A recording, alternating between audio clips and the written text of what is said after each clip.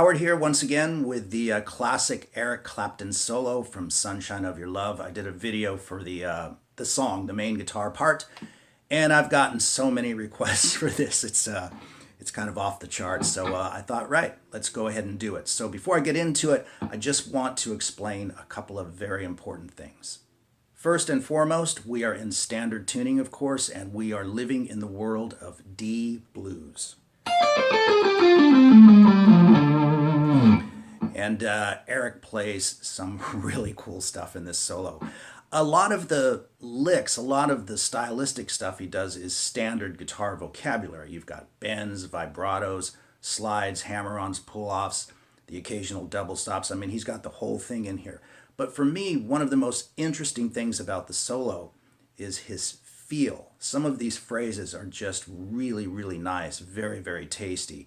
And he has a way of playing slightly behind the beat, and in one phrase, which if I remember to point it out, I will, especially behind the beat. So it can be really hard to copy, but I think more than just trying to copy every little nuance that he does, although that's cool, just try to pick up on the overall thing that he's doing because it's a great solo. Okay, about the tone, I'm actually in the mid position on my Telecaster because Eric's got a pretty warm tone.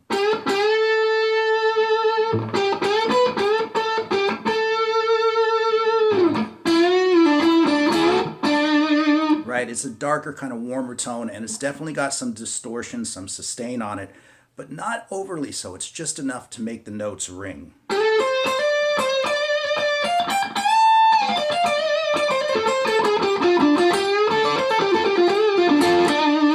Really, really nice tone, so kind of shoot for that because it really helps out a lot. So let's get started. The first thing I'm going to do is play the solo for you, and I'm going to play it with a click, a light click in the background. Because again, what I think is one of the most important things about the solo is the phrasing.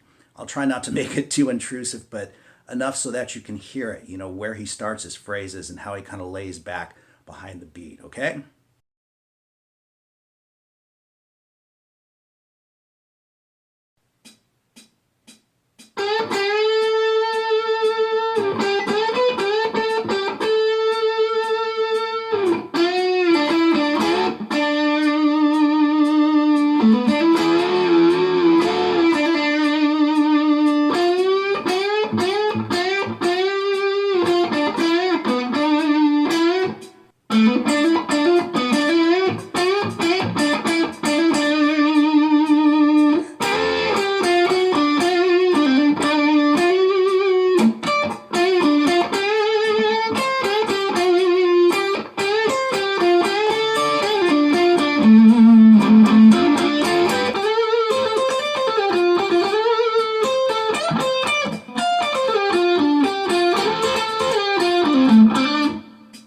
So let's get into it. What I'm going to do is break it down into phrases. There's about 7 or 8 succinct phrases that he plays, or at least in my mind, they're phrases. So I will break them down phrase by phrase. So the very first thing we hear is...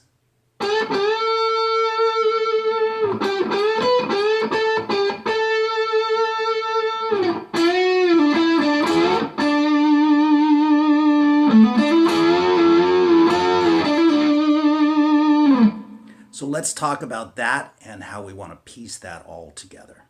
Now you can see the tab up on the screen, of course, but I'll take you through it anyway, the particulars of what's going on here. So we're at the 12th fret on the G string, of course, and we do 2 bends. And then at the tail end of that second bend, you've got to kind of insert a vibrato. And Clapton has one of the best vibratos I've ever heard, just absolutely stellar. So what you want to do is hang on to the bend and kind of rock your wrist in Clapton style, if you can, of course, right?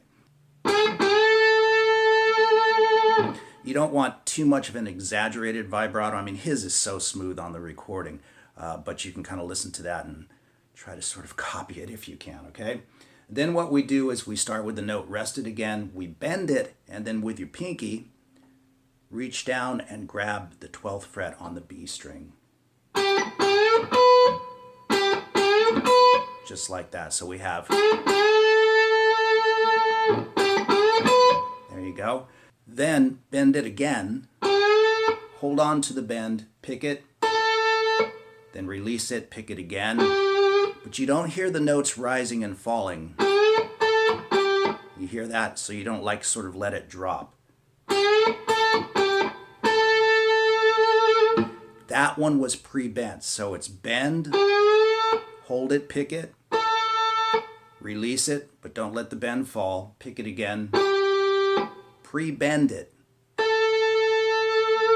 pick it again, and give it another vibrato.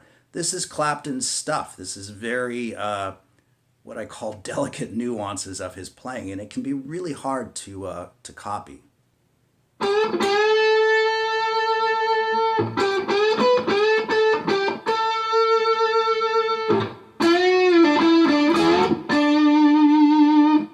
To the next phrase. This one you can see on the tab pretty clearly, but what I'm doing is bending at the 9th fret, once again on the G string, release the bend and pull off to the 7th fret without picking again. And then pick those two notes, 9 to 7 again. And I use my ring finger and my pinky to grab the double stop, but you could also just bar with your ring finger if you wanted to. It's just more comfortable for me to do it that way. Bend them both. Rest it on 7 and give it a nice vibrato once again.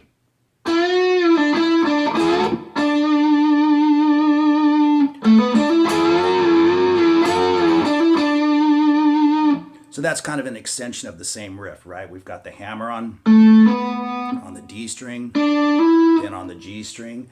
And then what you want to do, again, if you're bending with this finger, it's totally fine. But you bend it, release it, bend it up, and then bend it up and release it again, but pick it.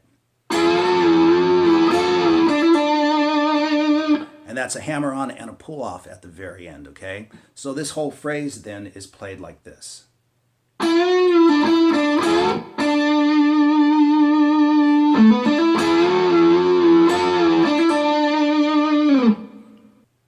So let's move to the next phrase now. So we're still on the G string and we're on the 10th fret now, and of course you want to support those bends always with fingers in front or behind, depending on how you see it. We do a full step bend, 2 step-and-a-half bends, and then 2 whole step bends again. So we have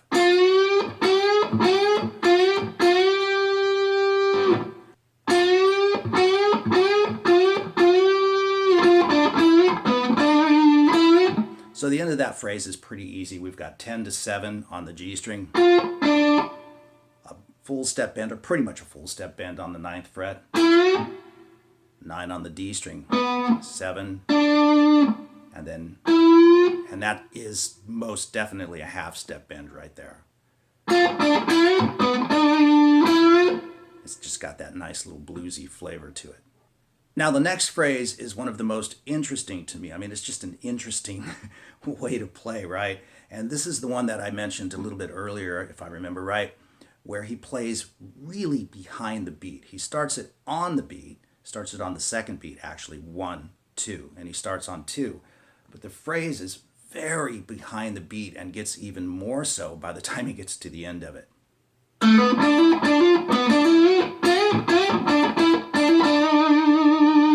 Just very cool, okay? So you've got the 2 hammer-ons, and then 7 to 10 on the G string. You can see it on the tab. And you can actually barely hear this note when he plays it, almost like a ghost note. But I've added it in there so that you know where he's at in the rhythm. And then, and that bend is in time. It's in rhythm.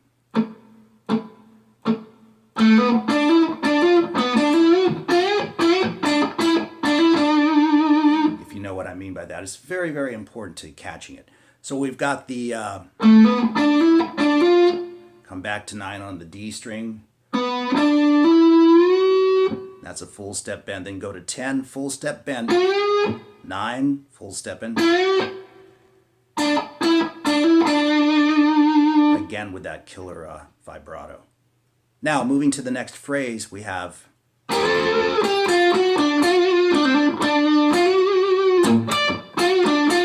very cool, right? So we've got a double stop. I do it with my 2nd and 3rd fingers. And we're sliding from 11 and 12 to 13 and 14. Give it a little vibrato, and then we have, so that's playing the major third of the D7 chord. And that's definitely what it is. It's not, so we have nice vibrato on the 10th fret on the G string, and then you hear this. So what you're doing is you're pulling off, and then he strikes that again. And then there's a hammer on back to that major third of the D7 chord again. So that whole phrase is, and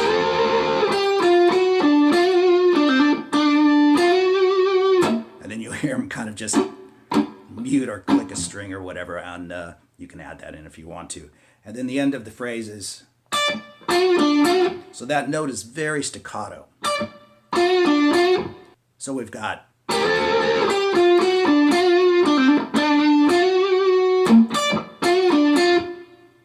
and moving on to the next phrase, which I'm calling phrase 6, we have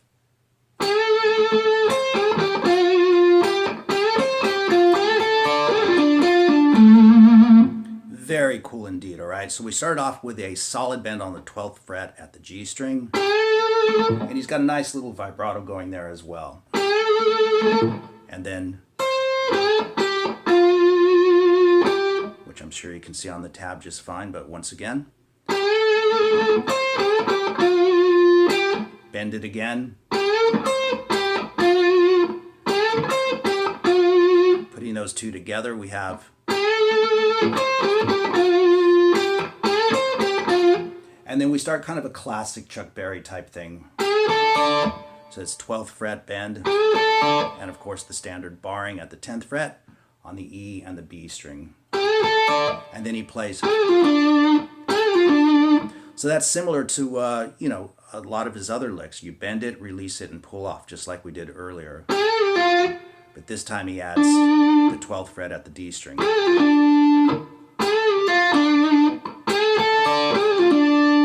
And then the last three notes of this phrase,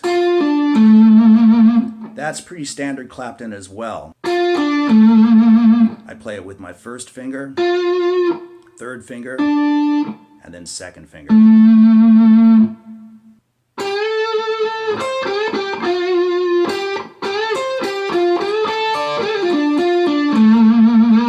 Very nice indeed, very tasty. Now the next phrase, number 7, is a lot busier. We've got a lot more going on. It's a longer phrase, and he's playing with a little bit more fire right here.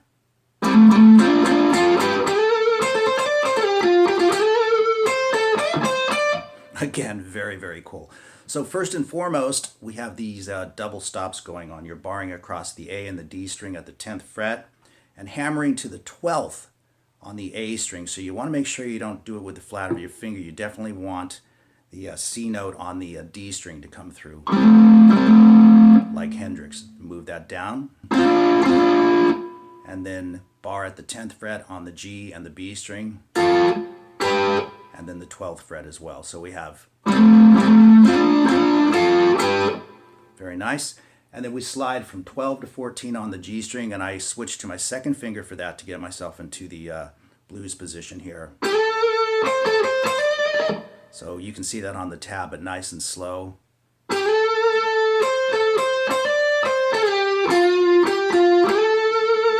I'll do that again.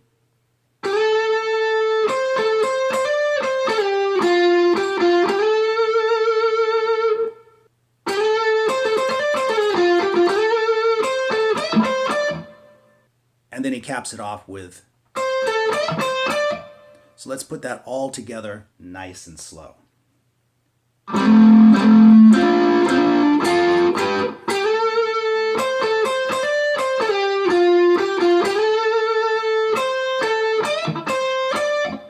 I think I'll do that one again even slower.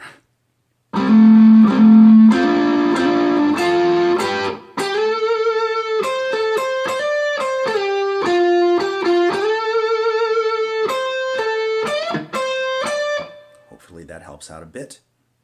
And then the very last phrase, the closing phrase, is.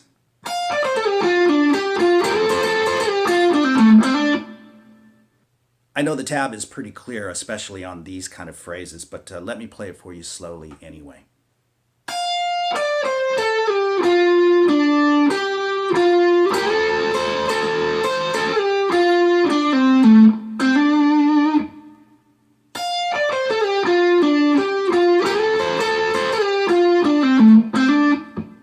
So there it is, Clapton's classic solo from Sunshine of Your Love, from the original recording by Cream.